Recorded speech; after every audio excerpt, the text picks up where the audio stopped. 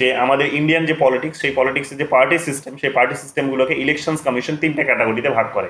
Party system বলবো না, পার্টিগুলিকে তিনটে ভাগে ভাগ করে। পার্টিগুলিকে অর্থাৎ পার্টি সিস্টেম পড়তে গেলে পার্টির ক্যাটাগরাইজেশনসটা আমাদের পড়তে হয়, এবং এটার একটা সরকারি ক্যাটাগরাইজেশনস আছে, অর্থাৎ সেই ক্যাটাগরাইজেশনসটা করার কাজ করে, শ্রেণী বিভাগটা করার কাজ করে হচ্ছে elections commission of India. Elections commission of India ইলেকশনের পারফরমেন্সের উপর বেস করে, ইলেকশনের পলিটিক্যাল পার্টিসগুলোর ইলেকশনে পারফরমেন্সের উপর বেস করে তাদেরকে তিনটে ক্যাটাগরিতে ভাগ করে। কি কি ক্যাটাগরি? একটা ক্যাটাগরি হচ্ছে ন্যাশনাল ক্যাটাগরি, ঠিক আছে, ন্যাশনাল পার্টি। দ্বিতীয় ক্যাটাগরিটা হচ্ছে স্টেট পার্টি, মানে ইলেকশনস কমিশন রিজিওনাল বলে না, স্টেট বলে। ভালো করে শব্দটার দিকে ধ্যান দেবে, পার্থক্যটা ভালো করে বুঝবে। এগুলো এই শব্দগুলো নিয়েই খেলা করে এই ধরনের টপিকগুলো থেকে। যে ইলেকশনস কমিশন যখন বলে তখন রিজিওনাল শব্দটা ব্যবহার করে না। স্টেট ইলেকশনস কমিশন যখন এই পার্টি লিস্ট বের করে তখন সে স্টেটের শব্দটা ব্যবহার করে, রিজিয়ন শব্দটা ব্যবহার করে না। তো ন্যাশনাল, স্টেট এবং হচ্ছে recognised political party, unrecognised political party বা রেজিস্টার্ড পলিটিক্যাল পার্টি, রেজিস্টার্ড কিংবা আনরেকগনাইজড পলিটিক্যাল পার্টি, এই তিনটে ক্যাটাগরিতে কিন্তু ইলেকশনস কমিশন পার্টি সিস্টেমটিকে ভাগ করে। তিনটে ক্যাটাগরি আমরা দেখতে পাবো, তিনটে ক্যাটাগরি তাহলে আমরা এখানে দেখতে পাচ্ছি যে ইলেকশনস কমিশন তিনটে ক্যাটাগরিতে ভাগ করে। এই মুহূর্তে তোমরা দেখবে এখানে ইনফরমেশনগুলো ভুল আছে, এগুলোর দিকে যাবে না, এখানে যেগুলো লিখে দিয়েছে এগুলোর দিকে ধ্যান দাও।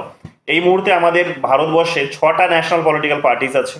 এই মুহূর্তে ভারতবর্ষে 6টা ন্যাশনাল পলিটিক্যাল পার্টিস আছে, এবং এটা ইনফরমেশনসটা 2024 সালের মার্চ মাসের লেটেস্ট ইনফরমেশনের উপর বেস করে। তো 2024 সালের মার্চ মাসের ইনফরমেশনের উপর বেস করে, ইলেকশনস কমিশনের নোটিফিকেশনের উপর বেস করে আমরা এই মুহূর্তে ভারতবর্ষে কি দেখতে পাবো 6টা ন্যাশনাল পলিটিক্যাল পার্টিস আছে। কারা তারা? তারা হচ্ছে আম আদমি পার্টি প্রথমবারের জন্য এইবারই 2024 সালেই তার অন্তর্ভুক্তি ঘটেছে ন্যাশনাল পলিটিক্যাল পার্টি হিসেবে। আম আদমি পার্টি 2012 সালের নভেম্বর মাসে তৈরি হয়েছিল, তোমরা জানো। অ্যান্টি কারাপশন মুভমেন্ট বা ইন্ডিয়া এগেনস্ট কারাপশন মুভমেন্ট থেকে, আন্না হাজারে মুভমেন্টও যেটাকে বলা হয়, সেখান থেকে তাদের জন্ম হয়েছে, ঠিক আছে। তো এরা যারা আজকে এই পার্টিটিকে হোল্ড করছে, তারা যেমন দেখবে এদের যিনি লিডার তিনি এখন আবার জেলে আছেন, আবার এনার যিনি শিক্ষামন্ত্রী তিনিও জেলে ছিলেন, এই জাস্ট গতকালই বোধহয় ছাড়া পেয়েছে, মনীষ সিসোদিয়া, এবং খুবই ভালো একজন পপুলার মানুষ, শিক্ষা ব্যবস্থার অনেক উন্নতি করেছেন দিল্লিতে তিনি। যাই হোক, তো এই 2012 সালের নভেম্বর মাসে কিন্তু এটা কিন্তু ইয়ে করে, 2012 সাল নভেম্বর মাসে এটা কিন্তু প্রতিষ্ঠিত হয়, এবং আমরা দেখতে পাবো যে 2013 সালেই তারা কিন্তু ক্ষমতায় আসতে সক্ষম হয়। তো 2013 সালের দিকেই তারা কিন্তু ক্ষমতায় আসতে পারে, অর্থাৎ 1 বছরেরও অল্প সময়ের মধ্যে তারা ক্ষমতায় এসেছে। তো একটা বড় ভিক্টরি নিয়ে তারা ক্ষমতায় এসেছিল, এবং তারা এখনো দিল্লিতে পাওয়ারে আছে, এবং প্যারালালি তারা পাঞ্জাবেও কিন্তু নিজেদের দাঁত ফোটাতে পেরেছে, সেখানেও তারা ক্ষমতায় আসতে পেরেছে। তো এইগুলো আমরা এখানে পাচ্ছি। তো আম আদমি পার্টি তোমরা দেখতে পাবে একটা লেটেস্ট পলিটিক্যাল পার্টি। তারপরে তোমরা দেখতে পাবে বিএসপির জন্ম হয়েছিল কাশিরামের হাত ধরে, 1984-এ তিনি প্রতিষ্ঠা করেছিলেন। একাধিকবার জানতে চেয়েছে পরীক্ষায়, আম আদমি পার্টিও কত সালে প্রতিষ্ঠিত হয়েছে সেটাও জানতে চেয়েছে, বিএসপি কত সালে প্রতিষ্ঠিত হয়েছে এবং কে প্রতিষ্ঠা করেছে সেটাও জানতে চেয়েছে। তো বিএসপি বহুজন সমাজ পার্টি, ফুল নাম হচ্ছে বহুজন সমাজ পার্টি, প্রতিষ্ঠা করেছিলেন কাশিরাম, ঠিক আছে, কাশিরাম। তো 1984-এ এটার জন্ম হয়েছে। বিজেপি যার জন্ম হয়েছে 1980-তে, 1980 সালে যার জন্ম হয়েছে, এটা তো এই মুহূর্তে ইনকামবেন্ট পলিটিক্যাল পার্টি, তোমরা জানো যে পাওয়ারে রয়েছে। তো 1980-তে এর জন্ম হয়েছে, যদিও এর একটা বড় ইতিহাস আছে। সেই ইতিহাসটা হচ্ছে শ্যামাপ্রসাদ মুখার্জির সঙ্গে জড়িত, 1951-এর সঙ্গে এটা কিন্তু লিঙ্ক, কিছুক্ষণ বাদেই তোমাদের বলবো। এরপরে তোমাদের এখানে বিজেপির না আইএনসির নাম পাবে। আইএনসি হচ্ছে ইন্ডিয়ান ন্যাশনাল কংগ্রেস, যেটা প্রথম পলিটিক্যাল পার্টি ছিল বলা যেতে পারে। ইন্ডিয়ান ন্যাশনাল কংগ্রেস এর প্রতিষ্ঠা হয়েছিল 1885-এ।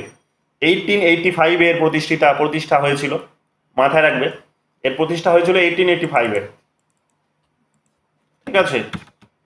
এটা 2012, এগুলো সবই যেহেতু পরীক্ষায় আসে লিখে দিচ্ছি। বিএসপি হচ্ছে 1984, এটা হচ্ছে বিজেপি হচ্ছে 1980, আইএনসি হচ্ছে 1885, সব থেকে পুরনো 1885।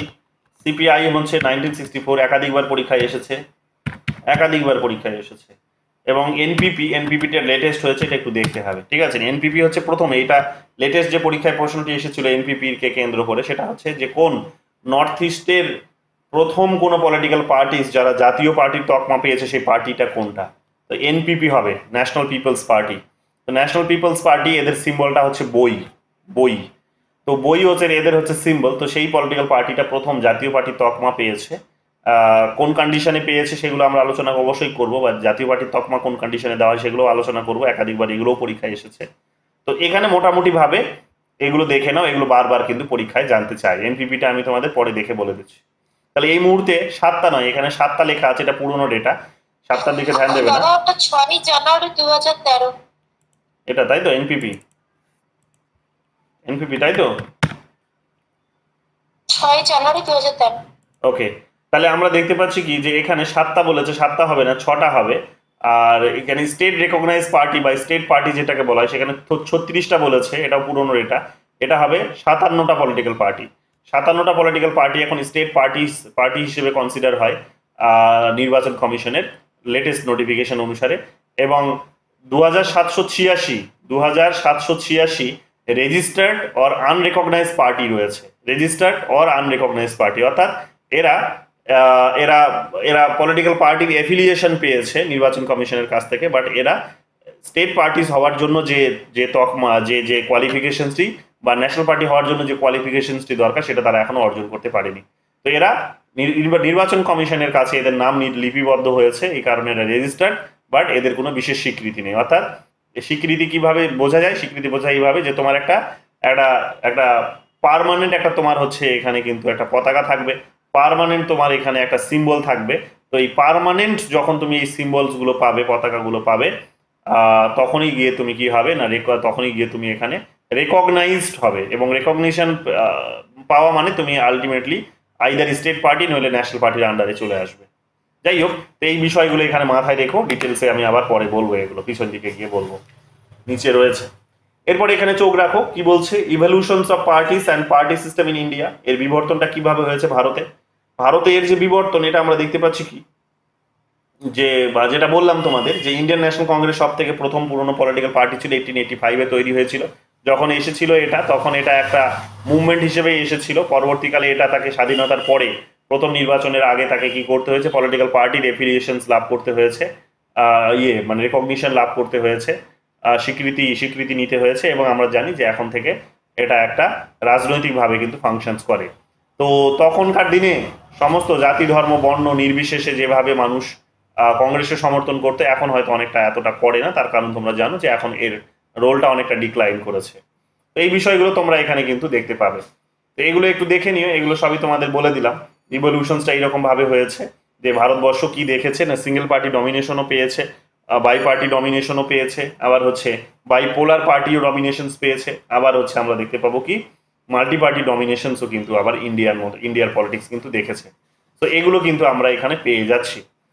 ওয়ান পার্টি ডমিনেশনসে চলে আসো, যেটা অলরেডি তোমাদের বলে দিলাম। ওয়ান পার্টি ডমিনেশনস 1950s এবং 60s আমরা দেখেছি। কংগ্রেসের কংগ্রেস যেহেতু এটা ডমিনেট করেছিল, তো এটা রাজনী কোঠারি কংগ্রেস সিস্টেম বলেছেন। ভালো করে ধ্যান দাও এই জায়গাটাতে, রাজনী কোঠারি এটাকে কংগ্রেস সিস্টেম বলেছেন, কংগ্রেস সিস্টেম। ওয়ান পার্টি ডমিনেশনসটাকে কংগ্রেস সিস্টেম হিসেবে দেখানোর চেষ্টা করেছেন রাজনী কোঠারি। ঠিক আছে, তো রাজনী এই এই এই পার্টিকুলার সেন্টেন্সটি পরীক্ষায় একাধিকবার জানতে চেয়েছে, ভালো করে নোট করো যে কংগ্রেস সিস্টেম কে বলেছেন। হ্যাঁ, ইন্ডিয়ান পার্টি সিস্টেমকে 1950s এবং 60s এর ডিকেটসের যে পার্টি সিস্টেম সেটাকে কে সিঙ্গেল পার্টি সিস্টেম বা কংগ্রেস পার্টি সিস্টেম হিসেবে কে দেখেছেন। তো সিঙ্গেল পার্টি ডমিনেশন বা কংগ্রেস সিস্টেম হিসেবে কে দেখেছেন, তো এটা রাজনী কোঠারি, ভালো করে নোট করো। তো এগুলো আমরা এখানে পেয়ে যাচ্ছি। আমরা কি পাচ্ছি, আর আমরা এখানে পাচ্ছি যেটা তোমাদের কেরালার প্রসঙ্গও বলে দিলাম যে কেরল বাদ দিয়ে সেখানে শুধুমাত্র সেখানে কি পাবে তোমরা, বাকি সমস্ত রাজ্যে এবং দেশে সেন্টারে তোমরা কিন্তু কংগ্রেসেরই আধিপত্য পাবে। 1967-এ গিয়ে আধিপত্য ব্রেক করে এবং সেটাকে চ্যালেঞ্জ জানায় আরও কতগুলো পাওয়ার, যারা বেসিক্যালি কংগ্রেস থেকেই বেরিয়ে গেছিল। এমন নয় যে তারা কংগ্রেসের বাইরে সবাই ছিল, কংগ্রেসের ভেতরেই ছিল, তারা কংগ্রেস থেকে বেরিয়ে যায়। বেসিক্যালি কংগ্রেসের মধ্যে লিডারশিপকে কেন্দ্র করে যে তাদের নিজেদের মধ্যে যে ঝামেলা তৈরি হয়, নিজেদের মধ্যে যে একটা একটা সমস্যা দেখা দেয়, হ্যাঁ, তো সেখান থেকে আমরা দেখতে পাবো কি অনেক ছোট ছোট রিজিওনাল পলিটিক্যাল পার্টিস তৈরি হয় এবং তারা 1967-এর ইলেকশনে তারা কিন্তু ক্ষমতা দখল করতেও সম্ভবপর হয়। তো এইরকম আটটা পলিটিক্যাল পার্টি আমরা দেখতে পাবো যারা কি করেছিল, কংগ্রেসের শাসনকে হটিয়ে দিয়ে তারা কিন্তু নিজেরা ক্ষমতায় আসতে পেরেছিল প্রপার নির্বাচনের মধ্য দিয়ে। এটা কিন্তু আমরা দেখতে পাবো। 1977-এ তোমরা দেখতে পাবে কি, 1977-এ গিয়ে তোমরা দেখতে পাবে যে এই সিঙ্গেল পার্টি ডমিনেশনস যেটা ছিল 67 পর্যন্ত, সেটা তো মাল্টি পার্টির দিকে তো নিয়ে গেল। রাজ্যগুলিতে আমরা দেখতে পাচ্ছি যে অন্য পলিটিক্যাল পার্টিসগুলো আসার সঙ্গে সঙ্গেই সেখানে পাওয়ারে আসার সঙ্গে সঙ্গে সেটা মাল্টি পার্টির দিকে গেল। বাট আমরা সেন্টারের যদি কথা বলি, সেন্টারে আমরা